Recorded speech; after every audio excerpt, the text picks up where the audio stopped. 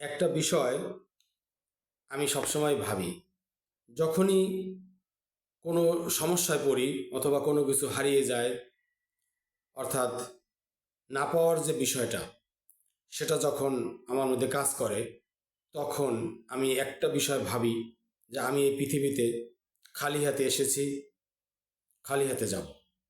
আসলে এই যা কিছু অর্জন করেছি সব এই পৃথিবীতে এসে অর্জন করেছি, আর কোনো কিছুই আমি সাথে নিয়ে যেতে পারবো না। যেভাবে এসেছি সেভাবেই যাব, মাঝখানে শুধু কিছু সময় অতিবাহিত করেছি। আর যা কিছু অর্জন করেছি সেগুলো শুধুমাত্র ব্যবহারের জন্য, এটা বাস্তবতা। শুধুমাত্র ব্যবহার করার জন্য, অর্থাৎ অনেক কিছুই থাকতে পারে একটা মানুষের, গাড়ি বাড়ি ধন সম্পদ, সব কিছুই সাময়িক সময়ের জন্য, অর্থাৎ প্রস্থানের পূর্বে এই যে সময়টা, সেই সময়টা সে ব্যবহার করবে এগুলো শুধুমাত্র।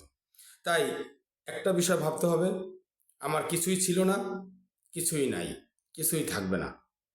অতএব আফসোস করার, দুঃখ করার কিছু নাই।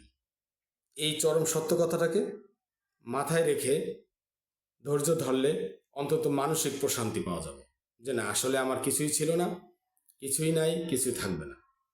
যা কিছু করি চোখের চোখের খিদা বা মনের খিদা, এরকম একটা ব্যাপার আর কি। অর্থাৎ বাস্তবে এগুলো প্রয়োজন হয় না, তারপর আমরা এগুলো করি।